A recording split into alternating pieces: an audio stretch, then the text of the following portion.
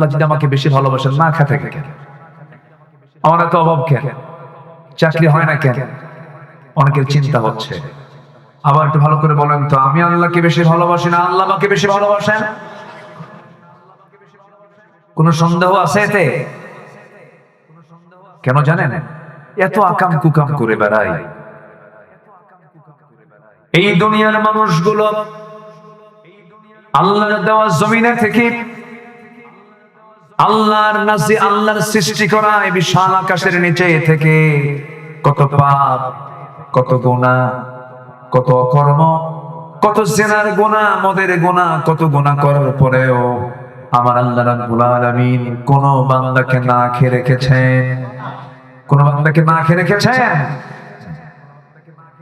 আল্লাহর দয়া সবচেয়ে বড় দয়া। যদি বান্দা আমাকে একটু বলে ফেলে আস্তাগফিরুল্লাহ, যদি বলে ফেলে ইয়া আরহামার রাহিমিন আল্লাহুম্মা ইন্নাকা আফুউন কারীম তুহিব্বুল আফওয়া ফা'ফু আন্না, আল্লাহ এত খুশি হন বান্দা যখন মাফ চায়, তখন আল্লাহ তাআলা অস্থির হয়ে বলেন, যা আমি তোর সমস্ত গুনাহগুলো মাফ করে দিলাম।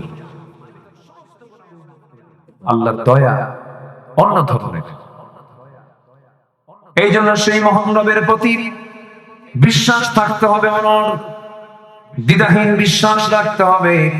আল্লাহ রাব্বুল আলামিন বলেন, ইন্নামাল মুমিনুনা আল্লাযীনা আমানু বিল্লাহি ওয়া রাসূলিহি সুম্মা লাম ইয়ারতাবু ওয়া জাহাদু বিআমওয়ালিহিম ওয়া আনফুসিহিম ফি সাবিলিল্লাহ উলাইকা হুমুস সাদিকুন। জোরে বলুন আল্লাহু আকবার।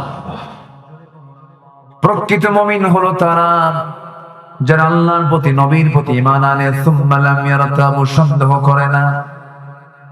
নাম্বার 2 হলো ওয়াজাহাদু বিআমওয়ালিহিম ওয়া আনফুসিহিম ফি সাবিলিল্লাহ, এবং যারা জিহাদ করে আল্লাহর পথে মাল দিয়ে, জান দিয়ে। আল্লাহ তাআলা এখানে মালের কথা আগে বলেছেন। মালের মহব্বত যতক্ষণ পর্যন্ত বান্দার মধ্য থেকে কমে না যাবে, ওই বান্দা জান দিতে পারবে না। এইজন্য আল্লাহকে মাল চাইছেন। কি চাইছেন বলেন? মাল চেয়েছেন। আমার বন্ধুগণ, জিহাদের কথা আল্লাহ আমিন এখানে বলার পরেই বলছেন, যারা এই দুটো কাজ করবে, আল্লাহ বলছেন পৃথিবীতে যত সত্যবাদী আছে এর মধ্যে বড় সত্যবাদী হলো উলাইকা হুমুস সাদিকুন। জোরে বলুন আল্লাহু আকবার। এই কাজগুলো যারা করবে তারাই হলো প্রকৃত মহা সত্যবাদী। জোরে বলেন সুবহানাল্লাহ। আমার বন্ধুগণ, এই দুনিয়া ছেড়ে সবাই বিদায় নিয়ে নেব, তবে জিহাদের গুরুত্বটা কতটুকু? আমার নবীজি একদিন বদর যুদ্ধের দিন সাহাবায়ে কেরামকে লক্ষ্য করে বলেন, সাহাবীরা শোনো, এই যে সামনে যুদ্ধ শুরু হয়ে যাবে, এই যুদ্ধে যে বান্দা অংশগ্রহণ করবে, যদি সেই বান্দা জিহাদ করতে পারে, তার পুরস্কার হলো আল্লাহ তাআলা তাকে এমন একটা জান্নাত দিবেন যে জান্নাতের প্রশস্ততা হলো আসমান জমিন বরাবর। ওই সময় একজন সাহাবী খেজুর খাচ্ছিলেন, অর্ধেক খেজুর খেয়েছেন আর অর্ধেক খেজুরটা খান নাই। যখন রাসূলের কাছ থেকে এই কথাটা শুনলেন, অর্ধেক খেজুর খেলেন আর অর্ধেক খেজুরটা ফেলে দিলেন। রাসূল বলছেন, সাহাবী অর্ধেক খেজুর খেলে অর্ধেক খেজুর ফেলে দিলেন, কারণটা কি? বলছে, ইয়া রাসূলুল্লাহ, আপনি যে প্রস্তাবটা দিয়েছেন, অফারটা দিয়েছেন, এই অফারটা পূরণ করার জন্য এই খেজুর আংশিক ফেলে দিলাম, এই জন্য এতটুকু সময় আমি আর দেরি করতে চাই না। বাকি খেজুরটা খেতে যতটুকু সময় লাগবে এটা আমার জন্য লস। এক্ষুনি খেজুর খাওয়া বন্ধ করে আমি জিহাদে ঝাঁপিয়ে পড়লাম। জোরে বলেন সুবহানাল্লাহ। এতটুকু জিহাদের গুরুত্ব ইসলাম দিয়েছে। দিন এমনি এমনি কায়েম হয়নি। নবীজি শুধু দোয়ার মধ্য দিয়ে রাসূলকে ইসলামের বিজয় দেননি, নবীজিকে দেশ ছাড়তে হয়েছে। আমার রাসূলকে বদরে যেতে হয়েছে, উহুদে যেতে হয়েছে, খন্দকে যেতে হয়েছে, আমার রাসূলকে তাবুকে যেতে হয়েছে, সাহাবে কেরামকে ৮৬টি যুদ্ধ পরিচালনা করতে হয়েছে। আল্লাহু আকবার বলেন। এমনি এমনি এই জন্যই তারা সত্যবাদীদের পরিচয় দিয়েছেন, তারা খেতাব পেয়েছেন সিদ্দিক। কার পক্ষ থেকে? আসতে বলবেন না, কার পক্ষ থেকে? আমার রাসূল শুধু ডাক দিয়েছেন, ডাক দিতে দেরি হয়েছে, আসতে দেরি হয়নি। যুদ্ধ শুরু হবে, একটা ডাক এসেছে, মুতার যুদ্ধের ডাক। আমার নবীজি শুনলেন, বললেন, দেখো মদিনার অভ্যন্তরীণ পলিটিক্যাল সিচুয়েশন ভালো না, মুনাফিকরা এবং ইহুদিরা বিভিন্ন নাটক সাজাচ্ছে, আমি মদিনা থেকে বের হতে পারবো না। মুতার যুদ্ধে রোমান সৈন্য সব জড়ো হয়েছে মুসলমানদেরকে মোকাবেলা করার জন্য। কারা কারা যুদ্ধে যেতে রাজি আছো? এক যোগে ৩০০০ সাহাবী নবীর সামনে দাঁড়ায় গেলেন, লাব্বাইক ইয়া রাসূলুল্লাহ, আল্লাহু আকবার বলেন। ৩০০০ সাহাবী নবীর সামনে দাঁড়িয়ে গিয়ে বলছেন, ইয়া রাসূলুল্লাহ, আমাদেরকে অর্ডার করুন, আমাদেরকে বলুন, যা বলবেন তাই হয়ে যাবে। আমার নবীজি এই ৩০০০ সাহাবীর ভিতরে সবার আগে ১ নম্বরে ডাক দিলেন, যায়েদ এইদিকে আসো। ডাক দেওয়া হলো, তিনি চলে আসলেন, সামনে দাঁড়ালেন। রাসূল বলছেন, জাফর আমার চাচাতো ভাই, তুমি আসো। ২য় নম্বরে সারিতে দাঁড়ালেন আমার প্রিয় সাহাবী আব্দুল্লাহ বিন রাওহা, তুমিও চলে আসো। সামনে ৩ জন এক লাইনে দাঁড়ায় গেলেন। আমার নবীজি সাহাবে কেরামকে লক্ষ্য করে বলেন, সাহাবীরা, এই ৩ জনকে আমি সেনাপতি বানায় দিলাম। প্রথম জন যদি শহীদ হয়ে যায়, দ্বিতীয় জন সেনাপতি হবে। দ্বিতীয় জন যদি শহীদ হয়ে যায়, তৃতীয় জন সেনাপতি হবে। তৃতীয় জন যদি শহীদ হয়ে যায়, তোমাদের ভিতর থেকে একজনকে বাছাই করে নেবা। মুনাফিকদের এই জিনিসটা মাথায় ঢুকে গেল।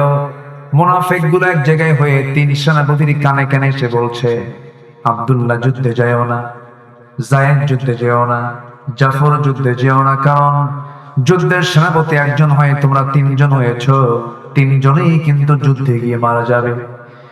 এই ৩ জন সেনাপতি সিংহের মতো গর্জন দিয়ে বলতেছে, ও মুনাফিকের বাচ্চারা, আমরা যুদ্ধে যাচ্ছি বাঁচার জন্য নয়, আমরা যুদ্ধে যেতেছি শহীদ হওয়ার জন্য। জোরে বলি সুবহানাল্লাহ। উলাইকা হুমুস সাদিকুন। নবীজি অর্ডার দিয়ে দিলেন, যায়েদ যাও, পরিবারের কাছ থেকে বিদায় নিয়ে আসো। যায়েদ বলছেন, ইয়া রাসূলুল্লাহ, আমি আর কোথায় যাব? আমার যাওয়ার জায়গা নাই, আপনি আমাকে বিদায় দিয়ে দেন, জান্নাতে গিয়ে দেখা হবে। যায়েদ বিন হারিস যুদ্ধের ময়দানে ঝাঁপিয়ে পড়লেন। জাফর বিন আবু তালিবকে রাসূল বলছেন, জাফর, তুমি আবিসিনিয়ায় হিজরত করেছিলে, সেখান থেকে কয়েকদিন আগে এসেছো, যাও পরিবারের কাছ থেকে বিদায় নিয়ে আসো। জাফর বিন আবু তালিব বলছেন, ইয়া রাসূলুল্লাহ, আপনি যেহেতু আমাকে অর্ডার দিয়েছেন, মা করে কেমনে গেলাম পরিবারের কাছে বিদায় নিতে। বাড়িতে ঢুকলেন, সামনে গিয়ে বসলেন। সন্তান ২টা নাবালেগ, ছোট্ট ২টা বাচ্চা, ২ কোলে নিয়ে আদর করলেন, চুম্বন করলেন, আদর করলেন, স্নেহ দিলেন। স্ত্রীকে আস্তে করে ডাক দিয়ে স্বাভাবিকভাবে সামনে বসায় দিয়া স্ত্রীকে মুস্কি মুস্কি হাসি মেরে বলছি, স্ত্রী, তুমি আমার জন্য দোয়া করো, মুতার যুদ্ধের ডাক চলে এসেছে, আমি যেন মুতার যুদ্ধে শহীদ হয়ে আল্লাহর জান্নাতে যেতে পারি। জাফর বিন আবু তালিব এমন কথা শুনে তার স্ত্রী চোখে পানি টলমল করছে। স্ত্রী বলছেন, স্বামী আমার, আপনি যুদ্ধে যাবেন, আমি বাধা দেবো কেন? আপনি যুদ্ধে চলে যান, কিন্তু আমি আপনার জন্য শহীদের দোয়া না করে গাছের দোয়া করব, কারণ আপনি যদি যুদ্ধ করতে গিয়ে শহীদ হয়ে যান, এই যে আমার আপনার সন্তান 2টা, এরা তো ইতিম হয়ে যাবে, এরা আব্বা আব্বা বলে ডাকতে পারবে না। এই জন্য আমি আপনার জন্য শহীদের দোয়া না করে গাছের দোয়া করি। জাফর বিন আবু তালিব করলেন ইতিহাস সাক্ষী, কোমরে তরবারি ছিল, কোষবদ্ধ তরবারি কোষমুক্ত করলেন। স্ত্রী হাতটা টান মেরে সামনের দিকে আগায় নিয়া তরবারির উল্টা দিক আঘাত করে বলছেন, স্ত্রী আমার, আমি যে তোমার হাতে আঘাত করলাম, হাতটা কাটছে নাকি না কাটে নাই, কেন কাটলো না? উল্টা মেরে আঘাত করেছেন, উল্টা দিক দিয়ে আঘাত করেছেন। আমি তোমার হাতে আঘাত করলাম তরবারি দিয়া, উল্টো দিক দিয়ে মারার কারণে যেমন তোমার হাত কাটলো না, আজকে আমার জন্য 1000 বার দোয়া করবে, সেই দোয়াটা উল্টা হয়ে যাবে। কারণ আমি যুদ্ধের ময়দানে যাচ্ছি, সেই যুদ্ধে যে যুদ্ধের সেনাপতি 3 জন মারা আগে একজন আছে, পরে একজন আছে, আমি 2 নাম্বার সেনাপতি, আমি নিশ্চিত আমি শহীদ হয়ে যাব। আরেকটা কারণ হলো আমার স্ত্রী নাকের মধ্যে জান্নাতের ঘ্রাণ পেতেছি। জোরে বলি সুবহানাল্লাহ। জাফর বিন আবু তালিব এই কথা বলে পরিবারের কাছ থেকে বিদায় নিলেন। চক্ষু বন্ধ করে ঘর থেকে একটা দৌড় মারলেন। সন্তান পিছন দিক থেকে বারবার আব্বা আব্বা বলে ডাকে রে, একটা বারের জন্য ফিরে তাকালেন না। যুদ্ধে ঝাঁপিয়ে পড়লেন জাফর। নাম্বার 3 সেনাপতি আব্দুল্লাহ বিন রাওহা নতুন বিয়ে করেছেন, বসার ঘরটা হয় নাই। দুপুরবেলা বিয়ে হয়েছে, বিকেলবেলা যুদ্ধের ডাক হয়ে গেছে। বিকেল বেলা তিনি বিদায় নেওয়ার জন্য পরিবারের কাছে চলে গেলেন। কিতাবে এসেছে যেই ঘরে তার স্ত্রী ছিল, নতুন স্ত্রী, বাসর ঘরটা হয় নাই, সেই ঘরের পিছন দিকের শিকলটা লাগায় দিয়া বাইরে থেকে বলছে আমার স্ত্রী, চেষ্টা করলেও দরজা খুলতে পারবা না, আমি বাইরের শিকলটা লাগাই দিয়েছি, আমি তোমার কাছ থেকে একদিন দুদিন না চিরদিনের জন্য দুনিয়া থেকে বিদায় নেওয়ার জন্য এসেছি, তুমি আমাকে বিদায় দিয়ে দিবা। এই জানি আজকে তোমার কাছ থেকে বিদায় নিলাম, আল্লাহ যদি তৌফিক দিয়ে দেন তোমার সঙ্গে আমার জান্নাতের সিঁড়িতে দেখা হয়ে যাবে। স্ত্রী বলছে স্বামী আমার, এমন স্বামী গ্রহণ করলাম যে স্বামীকে নিজের স্বচক্ষে দেখতে পারলাম না। একটা বারের জন্য আপনি আমার সামনে চলে আসেন, প্রেম নিবেদন করব না, সময় ক্ষেপণ করব না, যেন একটা বার যেন আপনাকে ভালো করে দেখে নিতে পারি, জানো কিয়ামতের সেই কঠিন কণ্ঠটাকে কি ময়দানে, হাসরের ময়দানে অসংখ্য লোকের মাঝখান থেকে যেন আপনি আমার স্বামী, আমি আপনাকে চিনে নিতে পারি। কিন্তু এবার আব্দুল্লাহ বিন রাওহা বলছেন আমার স্ত্রী এমন যদি তোমার সহি নিয়ত হয়ে থাকে, কাল হাসরের ময়দানে তুমি যদি আমার জীবনের শেষ স্ত্রী হও, আমি যদি তোমার জীবনের শেষ স্বামী হয়ে থাকি, হাসরের ময়দানে তোমার সঙ্গে আমার সঙ্গে দেখা করানোর দায়িত্ব পৃথিবীর কেউ নেবে না, আমার আল্লাহ তাআলা নিজে নিয়ে নিবে। এই কথা বলেই তিনি বিদায় নিলেন। যুদ্ধে 3 জন ঝাঁপিয়ে পড়লেন। ইতিহাসে এসেছে প্রথমে যায়েদ শহীদ হলেন, জাফর হাল ধরলেন। জাফর শহীদ হয়ে গেলেন, নবীর কাছে সংবাদ গেল, পরিবারের সান্ত্বনা দিলেন। 3 নম্বর সেনাপতি আব্দুল্লাহ বিন রাওহা কালিমার ঝান্ডা হাতের মধ্যে নিয়ে যুদ্ধ চালাচ্ছিলেন। যুদ্ধ চালাতে নিয়ে কাফেররা তার ডান হাতে আঘাত করলো। হাতটা ছিটকে পড়ার সঙ্গে সঙ্গে চট করে বাম হাতে কালিমার ঝান্ডা ধরে রাখলেন, বাম হাতও কেটে ফেলে দিল। হাতের কর্তিত অংশটুকু দিয়া কষ্ট করে কালিমার ঝান্ডা মুখের মধ্যে কামড় মেরে ধরলেন। কাফের মুশরিকরা মস্তকটা ছিটকে ফেলে দিল, আঘাত করলো, দেহ একদিকে মাথার একদিকে পড়ে থাকলো। আব্দুল্লাহ বিন রাওহা দুনিয়া থেকে বিদায় নিলেন। আব্দুল্লাহর ইন্তেকাল শাহাদাত যখন হয়ে গেল, দূর থেকে পরবর্তী সেনাপতি আব্দুল্লাহ বিন রাওহার পরবর্তী সেনাপতি খালিদ বিন ওয়ালিদ দূর থেকে লক্ষ্য করে দেখেন কে যেন কালিমার ঝান্ডা কাশমুখী হয়ে ধরে রেখেছে। কাছাকাছি গিয়ে দেখেন কেউ ধরে রাখে নাই। 3 নম্বর সেনাপতি আব্দুল্লাহ বিন রাওহার মুখের মধ্যে কামড় মেরে কালিমার ঝান্ডা তিনি আকাশমুখী ধরে রেখেছে।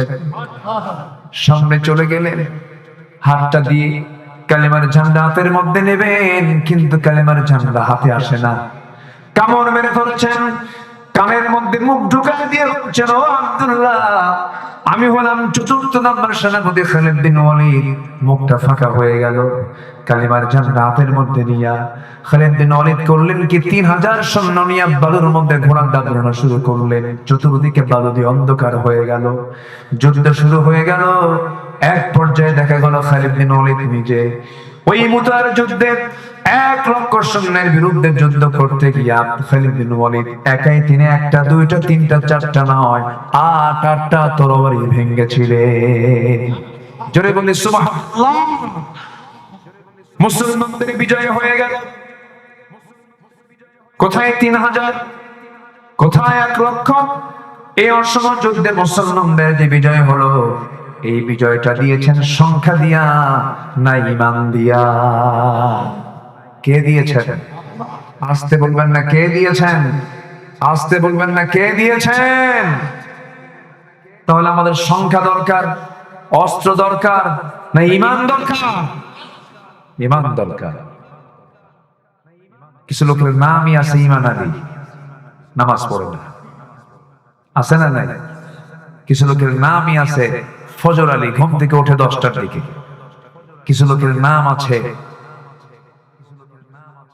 হিম্মত আলী, সাইকেলের চাকা বাস্ট হলে শীত হয়ে পড়ে। নাম হলো আতর আলী, পকেটে গাজার গন্ধ। নাম হলো বাদশা মিয়া, ভিক্ষা করে বেড়ায়। নাম হলো খোকন মিয়া, বয়স হলো 85 বছর। নাম দিয়ে জান্নাত পাওয়া যাবে না, বংশ দিয়ে জান্নাত পাওয়া যাবে না। বংশ দিয়ে যদি জান্নাত পাওয়া যেত, আবু তালেবও জান্নাত পেতেন, আবু জেহেলও জান্নাত পেত, নূহের সন্তান কেনানও জান্নাত পেত, ইব্রাহিম আলাইহিস সালামের বাবা আজরও জান্নাত পেত। যদি পিতা পুত্রের পরিচয়, আত্মীয় স্বজনের পরিচয়, বংশগত পরিচয়, এগুলো দিয়ে জান্নাত পাওয়ার কোনো সুযোগ নাই। জান্নাত পেতে হলে অবশ্যই তার ভিতরে থাকতে হবে সন্দেহ ঈমান না দ্বিধাহীন ঈমান। আখিরাতের প্রস্তুতি কয়টা? বলেন কয়টা? মনে আছে তো আপনাদের? চলতেছে কয় নাম্বার? কয় নাম্বার? 2 নাম্বার। হ্যাঁ ঠিক আছে, তবে 2 নাম্বার আমি যাইনি, কারণ আয়াত একটা তো, আমি একটাই ধরেছি। একের ক এবং খ।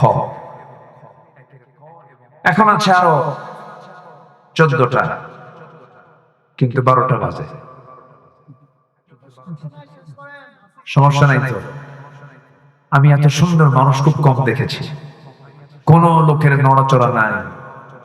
বলি আলহামদুলিল্লাহ। শুধু একটা লোক অনেকক্ষণ পর উঠতে দেখলাম, এই লোকটা যে কে বুঝলাম না। বসুন। আজকের মাইকটা অনেক ভালো। মাইক হলো কই? কি মাইক আপনার? কোথায়? খেজুরতলা। ভালো, এর আগেও করেছি মনে হয়। ভালো। আজকের রেজুলেশনটা অনেক ভালো, কিন্তু মাঝে মাঝে একটু সাউন্ড কমে দেন, কিন্তু আপনার একটু বাড়ায় দেন, মানে ফাঁকিবাজি করে মাঝে মাঝে একটু। যে আল্লাহ কবুল করুন, জোরে বলি আমিন। এত রাতে মানুষ বসে থাকে, এই চিত্র খুব কম দেখা যায়, কিন্তু আল্লাহর মেহেরবানি একটা লোকের কোনো নড়াচড়া নেই। এটা প্রমাণ হয় এলাকার মানুষ কোরআনকে দিল থেকে, ইসলামকে দিল থেকে মহব্বত করে। বলি আলহামদুলিল্লাহ। তাহলে ঈমান এবং জিহাদ, এটা হচ্ছে আখিরাতের 1 নাম্বার প্রস্তুতি। সবাই রাজি আছেন তো? সবাই রাজি আছেন তো? জীবন কেমন করে দিলেন আল্লামা সাইদি, আল্লাহু আকবার। আলেমরা পালায় না তো? আলেমরা পালায়? উনি চলে গেছিলেন 2009 সালে, তার জীবনের শেষ হজ, আর আমার জীবনের হলো প্রথম হজ 2009 সাল। আমি গিয়েছিলাম, একই সাথে হজ করার সুযোগ হয়েছিল আমার, একই বছরে। ওনাকে সেই সফরে বলা হলো, হুজুর দেশের ট্রাইব্যুনাল গঠন হচ্ছে, মামলা হবে, আপনি গ্রেফতার হবেন, জেলে ঢুকতে হবে, নচেত আমাদের মনে হয় আপনি দেশে থেকে গেলেই ভালো হয়। তার জবাবে তিনি বললেন মুস্কি হাসি মেরে, আমার নবী যদি একটু শিক্ষা দেননি, আমার কর্মী, আমার দলের কর্মীরা জেল খাটবে, হামলা মামলার শিকার হবে, আর আমি বিদেশের মাটিতে আমি আরামে দিন যাপন করব, রাত যাপন করব, এমন শিক্ষা আমার রাসূল দেখান নাই। আমি দেশে ফিরব। উনি দেশে ফিরেছেন, মামলা হয়েছে, জেল খেটেছেন 13 বছর, সম্পূর্ণ অন্যায় ভাবে, রাতকে দিন করে, দিনকে রাত করে, অন্যায় ভাবে ধর্ষণের মামলা দিয়া, যুদ্ধাপরাধের মামলা দিয়া, জেলের সেলের মধ্যে আটকিয়ে রেখে দেশ গড়ার কারিগর, একজন কিংবদন্তি, 180 কোটি মুসলমানের ভিতরে সবচেয়ে জনপ্রিয় একজন ব্যক্তি আল্লামা সাঈদী। সেই লোকটাকে তিলে তিলে শেষ করে পারল না। 13ই আগস্ট 2023-এ সুস্থ মানুষকে চিকিৎসার নাম করে হসপিটালে জোরপূর্বক ভর্তি করে পয়জনিং করে হত্যা করলো যারা। তাফসীর মাহফিলের এই প্ল্যাটফর্ম থেকে সুস্পষ্ট ভাষায় জানান দিতে চাই, ওই সমস্ত কুলাঙ্গারদের গ্রেফতার করে দৃষ্টান্তমূলক শাস্তি নিশ্চিত করা হোক। রাজি আছেন কারা কারা? হাত উঁচু করে দেখা।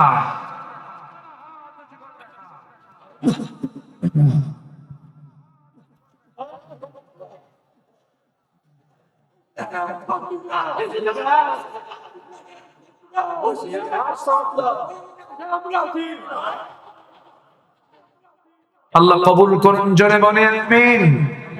আরো জোরে আমিন। তার ফাঁসির রায় দিয়েছিল এক বেয়াদব শামসুদ্দিন মানিক বিচারপতি।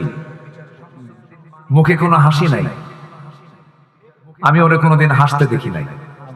যাদের স্বামী হাসে না তাদের বউরা কেমনে থাকে আল্লাহ জানে।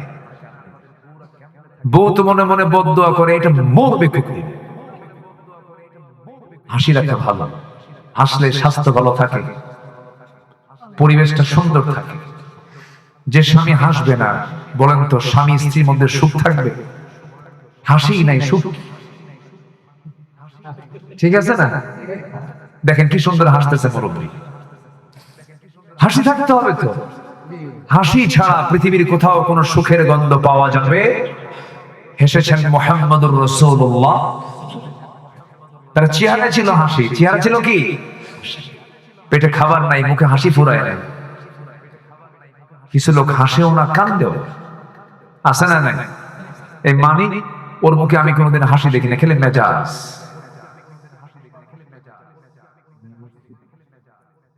নিজের জীবন বাঁচানোর জন্য সে ত্রিপুরা হয়ে দিল্লি যাবে। কোথায় যাবে? মামু বাড়ি। আল্লামা সাঈদী অনেক আগে বলেছেন, আপনারা কি মনে করেন জানি না, আমি মনে করি আল্লামা সাঈদী একজন 100% আল্লাহওয়ালা মানুষ ছিলেন। কোন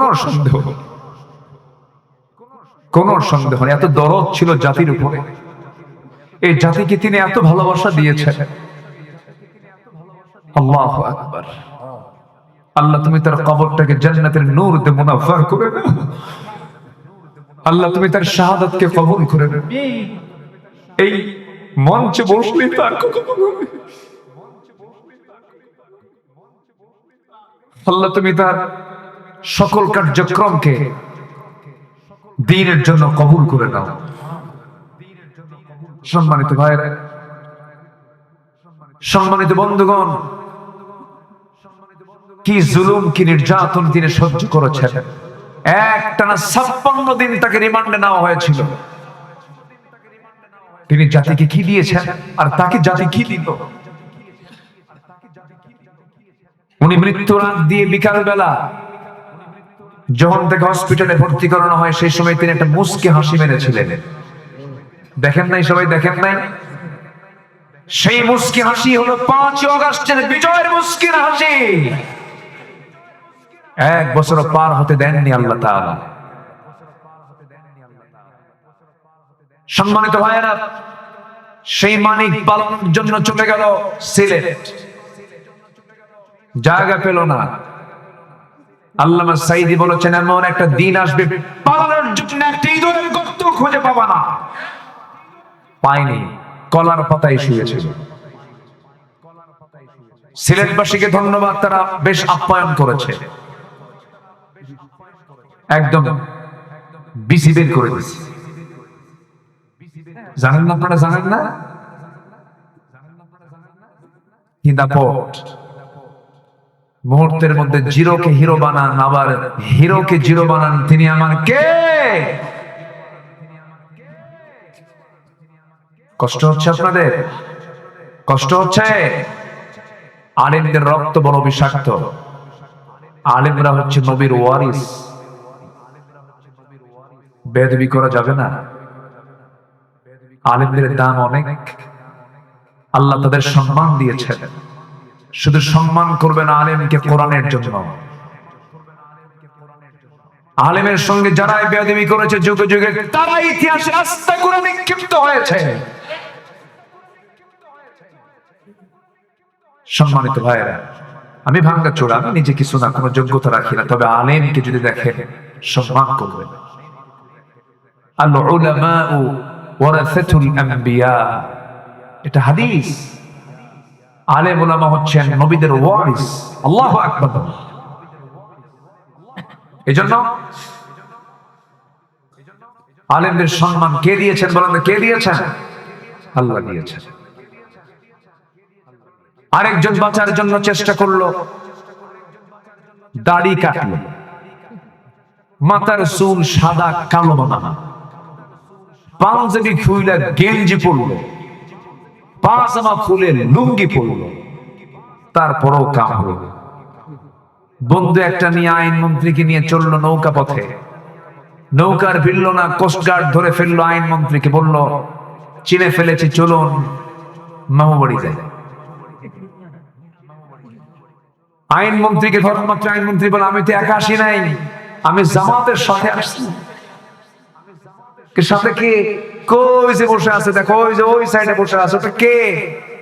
দেখে তো মনে হচ্ছে তরকারিওয়ালা। ভালো করে দেখো, কেনা চেনা যায় না, কে দেখো ওটাই দরবেশ। বুঝতেছেন? বুঝতেছেন? কিছু বুঝতেছেন? লজ্জায় মাথা নিচু হয়ে যায়। একটা দেশের পর শীর্ষস্থানীয় ধনী ব্যাংক লুটপাট, শেয়ার বাজার, হলমার্ক সবকিছু লুটপাট করেছে। দেশকে 18 লক্ষ কোটি টাকা ঋণগ্রস্ত করে 11 লক্ষ কোটি টাকা সমস্ত মন্ত্রীগুলো, এমপি গুলো সব লুটপাট করে বাইরে পাচার করে নিয়ে চলে গেছে। ওদের মুখে দেশের মোহাব্বত মানায় না।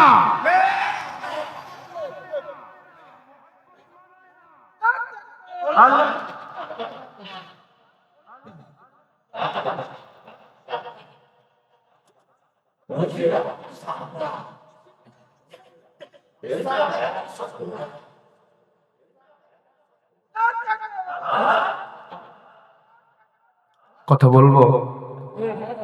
বলবো কথা? কোন সমস্যা নাই তো? আছে সমস্যা? আছে সমস্যা। কোনদিন ছিল না মনে করি। মরবো একবার, সিংহের মতো গর্জন দিয়ে মরবো। বাতিল শক্তির কাছে মাথা নত করার কোন প্রশ্ন নাই। ও ফজর নামাজ এখানে হবে, ঠিক আছে, থাকেন, আমি যাই।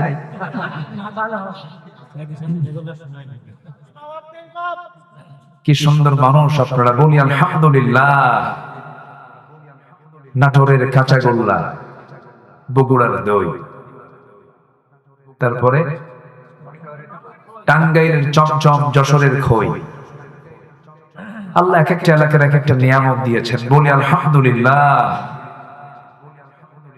নাটোর খুব ভালো, ইসলামের জন্য একটা উর্বর এলাকা। আল্লাহ কবুল করুন, জোরে বলি আমিন। এই সিংড়ায় একজন ব্যক্তি ছিলেন মরহুম শেরকুলি, আবু বকর শেরকুলি রাহিমাহুল্লাহ। আল্লাহ তুমি তার কবরটাকে জান্নাতের টুকরা বানায় দাও। 1991 সালে তিনি এমপি ছিলেন। এই সিংড়া ইসলামী জনপদ। আল্লাহ তুমি ইসলামী জনপদের এই পুনরুদ্ধার আবার হয়ে যাক, দোয়া করি। আল্লাহ কবুল করুন, জোরে বলি আমিন। কষ্ট পাচ্ছেন না তো? কষ্ট পাচ্ছেন না তো? আল্লাহ কবুল করুন। নাম্বার 2, আখিরাতের প্রস্তুতির জন্য লাগবে হলো তাকওয়া। কি লাগবে? তাকওয়া। তাকওয়া মানে হচ্ছে বাঁশঝাড়। চেনেন তো? গ্রামের মানুষ বাঁশঝাড়ে যদি চোখ বন্ধ করে দৌড় মারেন, চামড়া থাকবে তো? হাত কান চোখ পা থাকবে তো? তাহলে আপনি দৌড় মারবেন না দেখে দেখে যাবেন? দেখে দেখে যাবেন। তাকওয়া মানে হলো বেঁচে থাকা, গুনাহ থেকে বেঁচে থাকা, পাপ থেকে বেঁচে থাকা। যখন আপনি রাস্তায় বের হয়ে যাবে, সুদ আপনার সামনে দাঁড়াবে, মদ আপনার সামনে দাঁড়াবে, জিনা আপনার সামনে দাঁড়াবে, ঘুষ আপনার সামনে দাঁড়াবে, হারাম কাজ আপনার সামনে দাঁড়াবে, নারী আপনার সামনে দাঁড়াবে। সেই সময় যদি আপনি সব কিছুকে প্রত্যাখ্যান করে যদি আল্লাহর ভয়, আল্লাহর পথে টিকে থাকেন, এটার নাম হলো তাকওয়া। এটার নাম কি? তাকওয়া। ইয়া আইয়ুহাল্লাযীনা আমানুত্তাকুল্লাহা ওয়া কুলু কাওলান সাদীদা। আল্লাহু আকবার বলেন। নাম্বার 3 হলো ন্যায় প্রতিষ্ঠা করা, সদাচার।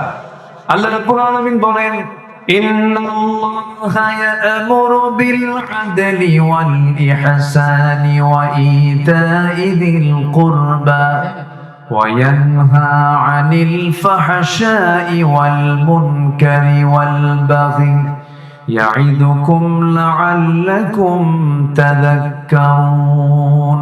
জোরে বলুন আল্লাহু আকবার। যেখানে ন্যায় বিচার থাকবে, সদাচার থাকবে, বুঝতে হবে যেখানে প্রস্তুতি চলছে কিসের? আখিরাতের। আখিরাতের প্রস্তুতি চলছে। 16 বছর কি আমরা ন্যায় বিচারে দেখতে পেয়েছি? ন্যায় বিচার দেখতে পেয়েছি? কোর্টের ইচ্ছায় বিচার হয়েছে না ব্যক্তির ইচ্ছায় বিচার হয়েছে? ব্যক্তির ইচ্ছায়। ব্যক্তি যা বলেছে রায় তাই হয়েছে। শোনার আগে, শুনানির আগে রায় প্রস্তুত, অটো রায় হয়েছে। এগুলো প্রিপারেশন অফ আখিরাত নয়, এটা দুনিয়াবি। নাম্বার 4 হলো আখিরাতের প্রস্তুতির জন্য দ্বীনের সঠিক ইলম অর্জন করা। নিজে আলেম হতে পারেন নাই, সন্তানকে আলেম বানাবেন, রাজি আছেন? এত আস্তে বললেন, এত আস্তে বললেন। সন্তান মানে নাতিও তো সন্তান। যারা বিয়ে করেন নাই তারা বিয়ে করবেন, তাদের সন্তান হবে কিনা বলেন? হবে।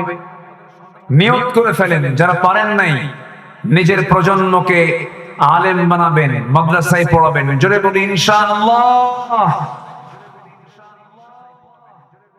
আলেম বানাতে হবে, হাফেজ বানাতে হবে। এখানে কি এটা হেফজখানা না? এখানে আজকে তো দস্তরবন্দি হলো।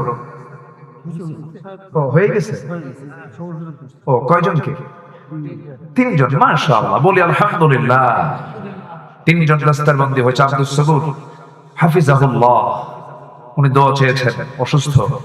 আল্লাহ তুমি দিকে থেকে সিহহাতে কুল্লিয়া দান করো। জোরে বলি আল্লাহুম্মা আমিন। আপনি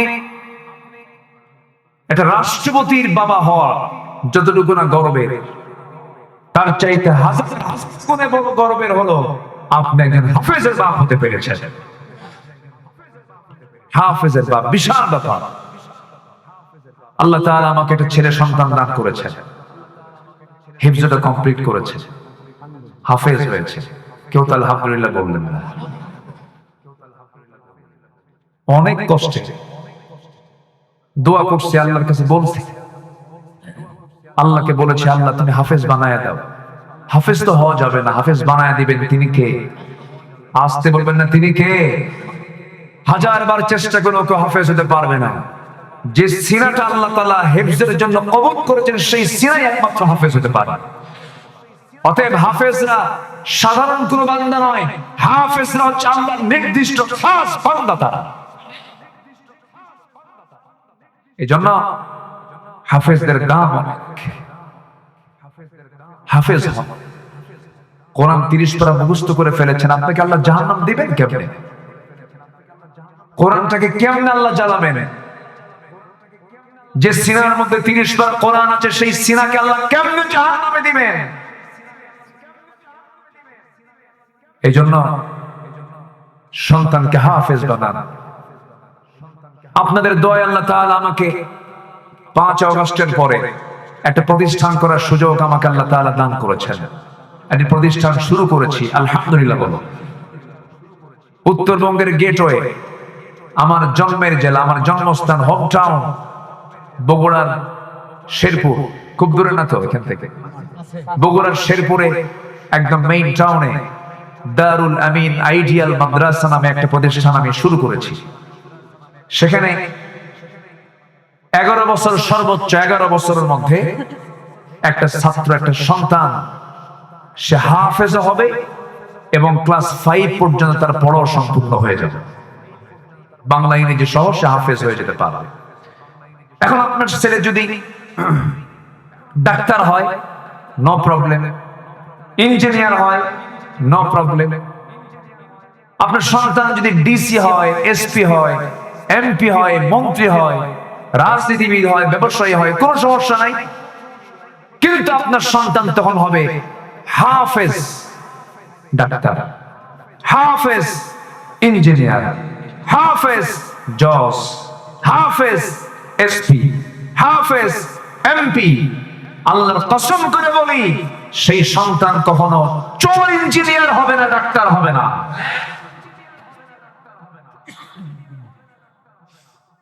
আজকে আমাদের শিক্ষার ত্রুটির কারণে আজকে সমাজের এই ত্রুটিগুলো লক্ষণীয় হয়ে আছে, ঠিক কিনা বলেন?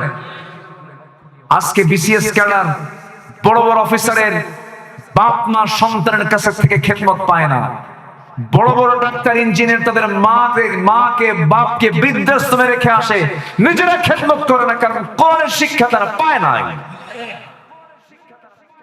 কথা ক্লিয়ার? কথা ক্লিয়ার? তো সন্তানকে কোথায় দিবেন বলেন?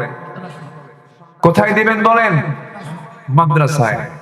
এই তো গেল দুনিয়ার কল্যাণ, আখিরাত তো পড়েই থাকলো। তাহলে আখিরাতের প্রস্তুতির জন্য ইলমে দ্বীন শেখার দরকার আছে না নাই? চোখ বন্ধ করে মাদ্রাসায় দিয়ে দেন। আমি আমার সন্তানকে বলেছি, তোর কিচ্ছু দরকার নেই, শুধু কোরআন তেলাওয়াত আমার কানে শোনাবি, তোর এটাই চাকরি। যা, আল্লাহু আকবার বলেন। আর কি লাগে? কি লাগে রে ভাই? তিন বেলা খাবারের জন্য কি কি প্রয়োজন, কত কি লাগে আমার আপনার? সম্মানিত ভাইয়েরা, রিজিকের ফয়সালা কার? আসতে বলুন, রিজিকের ফয়সালা কার? আল্লাহ। হাজার হাজার কোটি টাকার মালিক আঙ্গুর 1 কেজি নিয়ে বসে, 10-12টা রুটি নিয়ে বসে, আপেল 10-12টা নিয়ে বসে, খাইতে বসে। এক আঙ্গুর খাওয়া মাত্রই পিএস পার্সোনাল সেক্রেটারি বলে, স্যার আরেকটা আঙ্গুর খাইলেই কিন্তু ইনসুলিন দিতে হবে, খাওয়া যাবে না। এক আঙ্গুর খায় আর ফকিরের মতো ছায়া থেকে, হাই রে আমার কপাল রে, পারলাম না খাইতে। হাজার কোটি টাকার মালিক 1 কেজি আঙ্গুর সামনে থাকার পর কপালে চোটে কয়টা? একটা। আর গ্রামের গরিব মানুষ সকালবেলা 1 চোট লাঙ্গল বয়া কোদাল মেরে ঘরের মধ্যে বসে বউকে ডাক দিয়ে বলল, কি নিয়ে আসো? কি না না, এটা এটা এটা এটা ডিশ গাবলা নিয়ে আসো। প্লেট দিয়ে তো হবে না।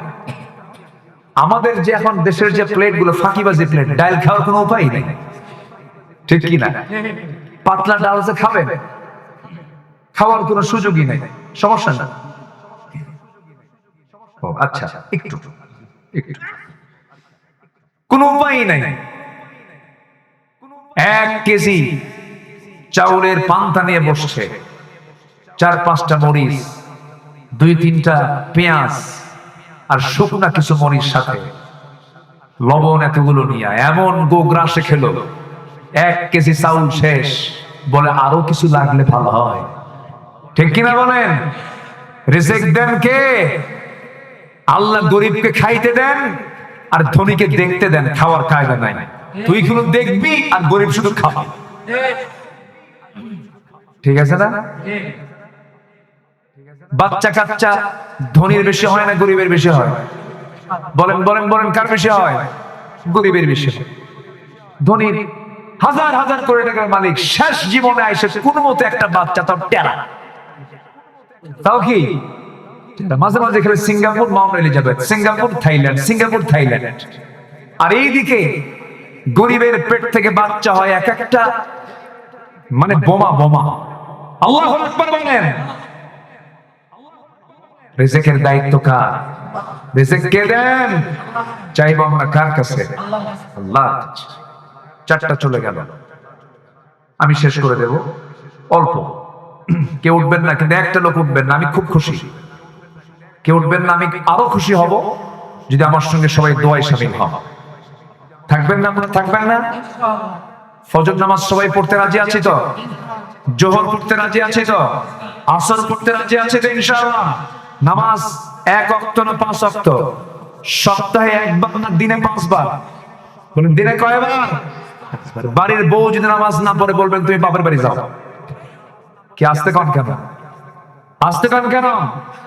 নামাজ প্র্যাকটিস করে পড়ে আসো। গন্ডগোল যদি বউয়ের সঙ্গে করতে হয় নামাজ নিয়ে গন্ডগোল করো। বউয়ের সঙ্গে যদি গন্ডগোল করতে হয়, তর্ক বিতর্ক করতে হয়, পর্দার জন্য করুন। যাও মার বাড়ি, পর্দা করে আসো। এগুলো করে না, বরঞ্চ কি করে জানেন? বউটা দেখাতে খুব পছন্দ করে কিছু কিছু স্বামী আছে। সুন্দর বউ তো শুধু আমি একা দেখবো, জামাতের সাথে আছে না নাই? হুন্ডায় তোলে হুন্ডায়। এখনকার আধুনিক হুন্ডা তো প্যাসেঞ্জার সিট হলো 3 তলা আর ড্রাইভিং সিট হচ্ছে আন্ডারগ্রাউন্ড। পিছনে হুন্ডায় চলে একদম উঁচায় বসে আছে। জাতি দেখবে কেমনে? পিছনে বসায় দিল, লাল শাড়ি পরায়া, লাল লিপস্টিক লাগায়, চুলটা ছেড়ে দিয়া। তারা যদি জাতির নেতৃত্ব দেয়, জুতা কাটা করা দরকার সেই নেতৃত্বকে। বউ বেঁচে খায়, আছে না নাই? পেছনে হুন্ডায় চড়ে, সামনে বসলো। যে পাইপ দিয়া ধোঁয়া বের হয়, ওই পাইপ আউট। এখন হুন্ডার সাউন্ড কি আর হুন্ডার আছে না হেলিকপ্টার? যেন জাতির দেখতে যেন কোনো মিস না হয়। কে এত বড় আওয়াজের কি জাহিরে দেখি তো। এক টান দিয়া চলে গেল, একদম খেজুরতলা থেকে একদম চলে গেছে নাটোরের মাদ্রাসা মোড় পর্যন্ত। বনপাড়া থেকে চলে গেছে একদম হরিণছড়া পর্যন্ত। আছে না হরিণছড়া? যাই হোক, ছড়া আছে তো। আচ্ছা, টান টুন দিয়ে বনপাড়ার ভিতরে কি বলে চলন বিলের মাঝখানে নৌকায় চড়ে একদম গোধূলি বেলা বউটাকে নিয়ে নৌকা ভ্রমণ করে ছবি একখান তুইলা ফেসবুকে পোস্ট করে বলে, আসুন আমার বউটাকে সবাই মিলে জামাতের সাথে দেখি। এগুলো লম্পট স্বামী, সোজা করা দরকার এই বেদবগুলোকে।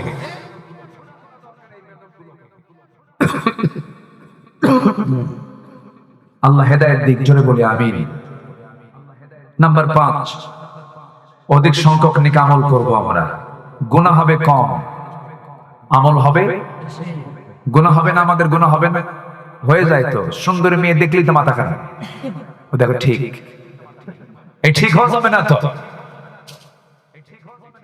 বিয়ে করার পরও যদি এরকম করেন তাহলে তো মুশকিল। বিয়ের আগে যুবকরা একটু দুষ্টামি করতে পারে, যৌবন আছে তো। দেখছো যুবকরা ঠিক, তোমারটাও ঠিক নাই।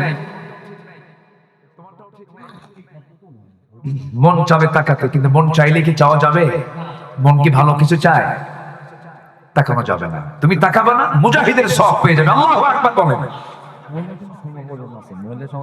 মায়েরা আছে? মেয়েরা ডাবল? ভালো, আলহামদুলিল্লাহ। মাহফিলে মেয়েরাও ডাবল। মাহফিলও বেশি, মার্কেটও বেশি। মার্কেটে কি পুরুষ বেশি না মহিলা বেশি? ঢং ঢং করে চলে যায়, দোকানদারের সামনে গিয়ে বসে, ভাইয়া একটা শাড়ি দেখানো যাবে কি? তো দোকানদারের তো এই ভাষা শুনে মাথা খারাপ। শাড়ি একখান নিজের গায়ে লটকা দিয়ে দোকানদার নিজেকে, আপা এই শাড়ি কিন্তু আপনাকে দারুণ মানাবে। ওটা আরেক বদমাইশ। আছে না নাই? এগুলো চলবে না। মা 100% পর্দা করুন, জান্নাত আপনার অপেক্ষায় থাকবে। জান্নাত বলবে, ও বান্দি আমার ঘরের মধ্যে কখন ঢুকবে? আল্লাহু আকবার বলেন। কিচ্ছু লাগবে না। খাদিজা কি বলে, ফাতিমা দুনিয়া থেকে বিদায় হবেন, স্বামীকে ডাক দিয়ে বলে, স্বামী আমার, আমি মনে হয় মারা যাব। আমার মৃত্যুর সংবাদ কাউকে বলার দরকার নাই। আমার যদি মৃত্যু যদি রাতের বেলা হয়ে যায়, দিনের বেলার জন্য অপেক্ষা না করে রাতের বেলায় কয়েকজনকে ডাক দিবেন। কয়েকজনকে ডাক দিয়া কাফন দাফনের বন্দোবস্ত করবেন। যদি দিনের বেলা হাজার হাজার মানুষ যদি হাজির হয়ে যায়, বিশ্ব নবীর কলিজার টুকরা মেয়ে ফাতিমা কতটুকু লম্বা ছিল, কতটুকু খাটো ছিল, আমাকে সোজাসুজি না দেখতে পারলেও কাফনের উপর দিয়ে অনুমান করবে আমি ফাতিমা যতটুকু লম্বা খাটো ছিলাম, আমার পর্দার খেলাফ হয়ে যাবে। এই জন্য আমার স্বামী দিনের বেলা না দিয়ে রাতের বেলা কবর দিয়ে দিবে। রাতের বেলা সংবাদ চলে এলো, নবীজির স্বপ্নের মধ্যে আবু যর গিফারি কি জানিয়ে দিলেন, আবু যর, আমার মেয়ে ফাতিমার ইন্তেকাল হয়ে গেছে।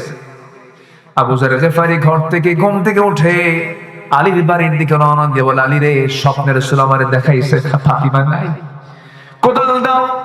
কবর খনন করতে গেলাম। কবর খনন করতে গেছেন, কবর খনন করা শেষ হলো। কবর খনন যখন শেষ হয়ে গেছে, আবেগ আপ্লুত হয়ে আবু যর গিফারি কবরকে লক্ষ্য করে বলছে, কবর রে, আজকে তোর ভিতরে কাকে রেখে যাব তুই কি জানিস?